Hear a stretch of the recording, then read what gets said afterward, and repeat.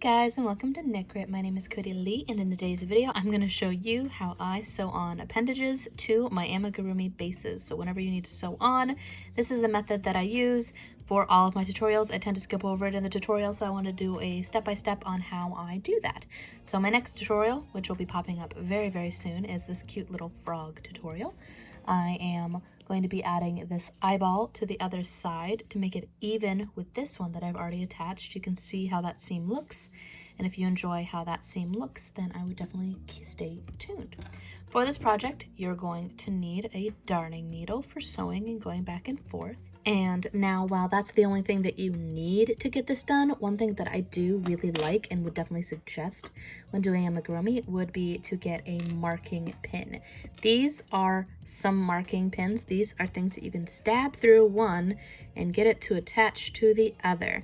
One thing I will say is I would definitely advise getting a wooden marking pin versus a plastic marking pin. If you look at this, you can see that I have bent it into a bunch of different places, and honestly it just bends and isn't strong and doesn't like to go through your cotton and your stuffing. I just don't like it. These ones suck, quite frankly, and I really like the wooden ones that I get from Clover. I want to say it's Clover. So I take my marking pin, I take my eyeball, and this one I'm just going to add up here.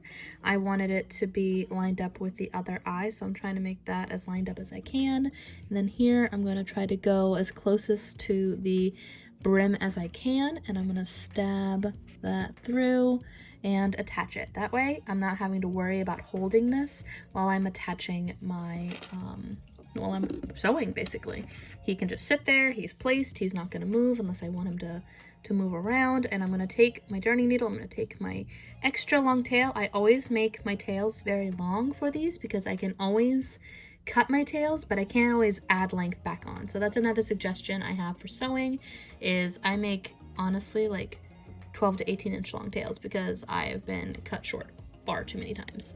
So here we are going to take our tail, we're gonna kind of just hold it in our other hands and keep it out of the way, and I want this lined up right here. I want this to start right here.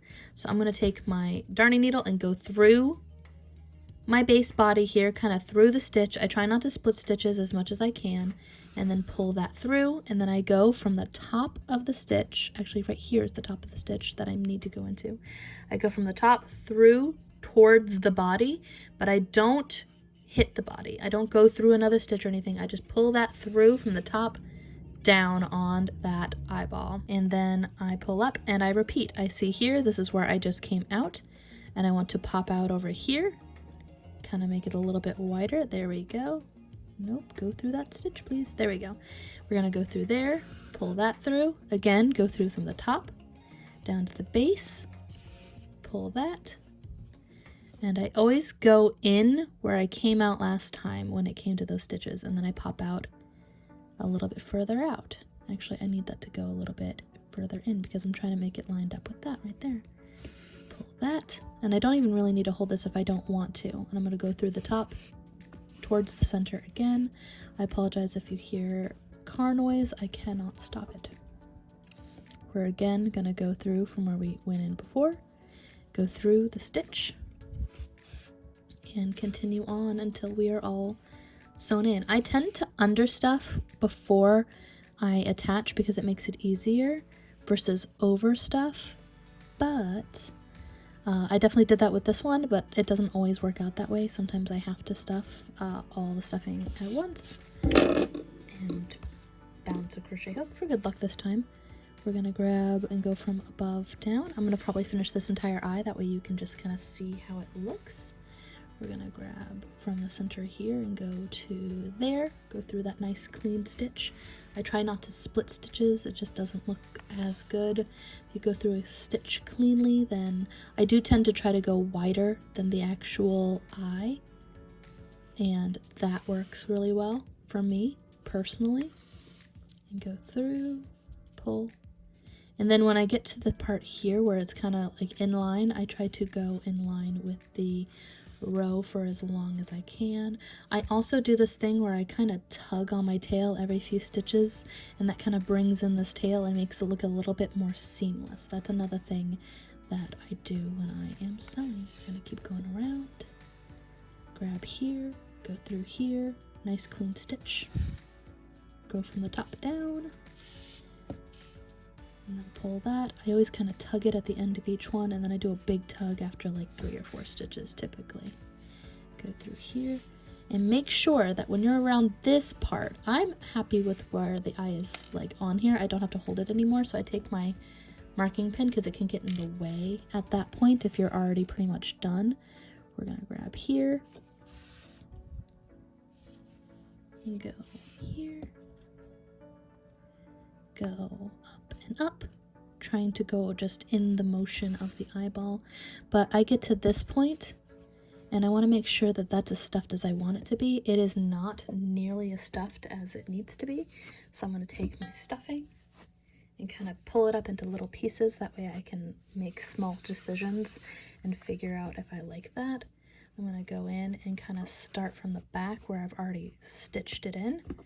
I ball it and then I try to go in where I think it needs it. I also tend to do this in motions basically. I try to do one and then I'll do the next and then I'll add a little bit more stuffing and then I do that again. So I did that, I did 2 more. Oh, I went into the stitch too far ahead. How can I tell?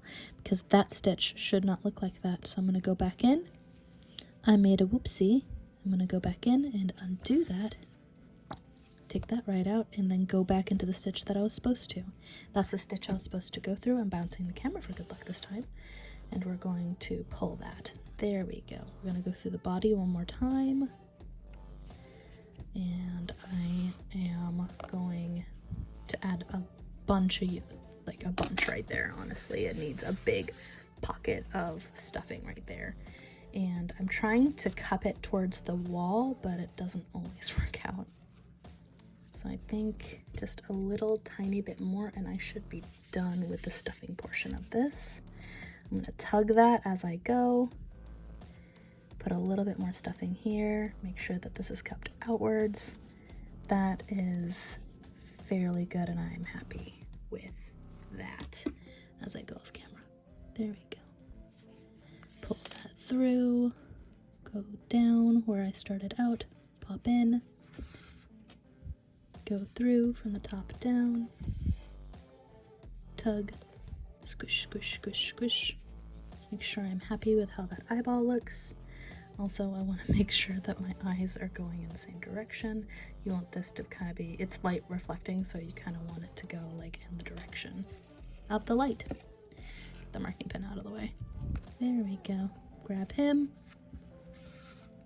And I do this for all of my appendages. I'm going to do the same thing for my feet.